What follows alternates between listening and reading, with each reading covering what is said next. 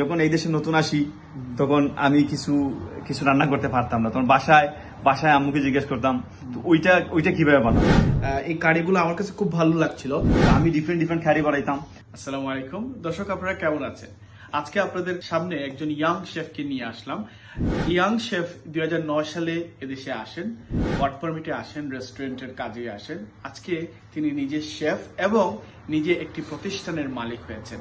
Bombay kitchen, ক্রক্সলিতে ওয়াটফুডের একটি, আপনারা জানেন ওয়াটফুড খুবই স্বনামধন্য একটি এলাকা এবং এই এলাকায় খুব সুনামের সহিত ক্রক্সলি কিনে বোম্বে কিচেন পরিচালিত হয়ে আসছে এবং যার খাবারকে কাস্টমাররা রীতিমতো তাকে পেয়ে অনেক আনন্দিত।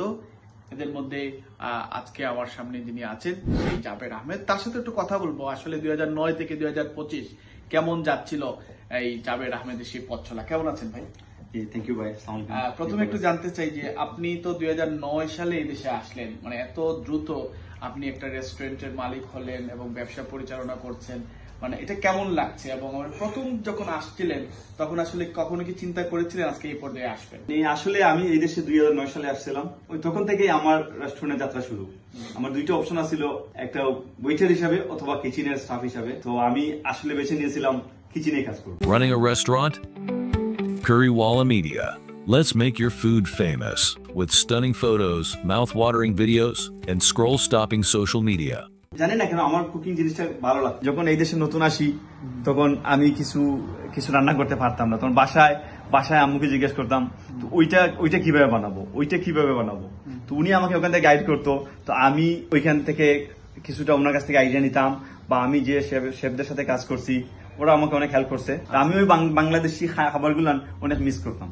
তো কারণ আমাদের ওই খাবারের সাথে ইন্ডিয়ান যে খাবারগুলো একটু ডিফারেন্ট না। তো আমি সবসময় ট্রাই করতাম আমাদের যে দেশের যে খাবারগুলো, বাসার খাবার, ওইগুলান আমি ট্রাই করতাম। তো আমি ওইখান থেকে আমার আসলে শুরু। তো আমি ডিফারেন্ট কারি বানাইতাম।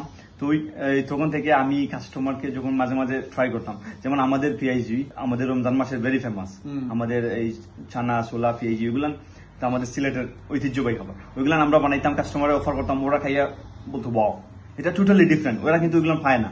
তো ওইখান থেকে আমার শুরু। তো যখন দেখতাম ওরা আমাদের ডিফারেন্ট খাবারটা ভালো পাইতো, তো আমাদের স্টাফ কারি ওরা ভালো পাইতো, এগুলা ওদের আসলে ভালো লাগা থেকেই আমার একটু করে আগানো। ওইখান থেকে আমি ইনভেনশন করতাম যে দেখি ওইটার সাথে ওইটা দিলে কিরকম হয়, ওইরকমই শুরু আসলে। দর্শক আসলে এখানে আমার হাতে আপনারা দেখতে পাচ্ছেন অনেকগুলো কারি আমরা তৈরি করেছি, এখানে একটা শুট চলছিল। সো আমি এই কারিগুলো আমার কাছে খুব ভালো লাগছিল। এই কারির নামটা হচ্ছে ভিলেজ স্পেশাল এবং এটা কাস্টমার রেকমেন্ডেশন একটা কারি, এবং কাস্টমারের সাথে কথা বলেছি। এবং এই কারিটা খাওয়ার পরে আমার কাছে যেটা মনে হয়েছে যে আমাদের বাংলাদেশে যেভাবে আমরা রান্নাটা করি, বিশেষ করে মা বা চাচিরা যেভাবে রান্না করেন, মশলাটা এত চমৎকার করে তৈরি করেছেন এবং নিজেই সেই কাজটা করেন যেহেতু শেফ হিসাবে। এবং customer one of the signature dish না আপনার? জি। আপনার আর কি ডিশ যেন ছিল? আমাদের এই ডিশগুলো আপনি সচরাচর অন্যান্য রেস্টুরেন্টে পাবেন না। তো যদি যেমন village special, our slow cook lamb which is very good, very famous. এবং আমাদের ওই যে ইনভেনশন বোম্বে টিক্কা, এটা নরমাল যে চিকেন টিক্কা বা ল্যাম্প টিক্কা ওইগুলো থেকে ডিফারেন্ট, একটু ডিফারেন্ট ট্রাই করেন।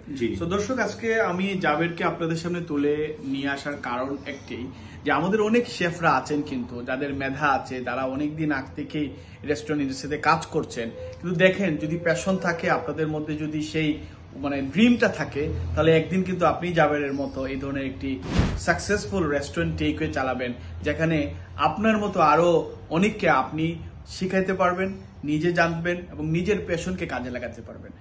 সবাইকে আবারও শুভেচ্ছা জানাচ্ছি আমাদের ভিডিওটা দেখার জন্য, এবং জাবেরের প্রতি শুভকামনা থাকলো। পরবর্তীতে আমরা এই ধরনের আরো জাবেরকে খোঁজার জন্য আমরা বিভিন্ন রেস্টুরেন্টে কন্টিনিউ যাব আমাদের সাথে। সবসময় আপনারা দেখেন যে রেস্টুরেন্ট ইন্ডাস্ট্রিকে আমরা সবসময় প্রমোট করে থাকি। Thank you Jaber.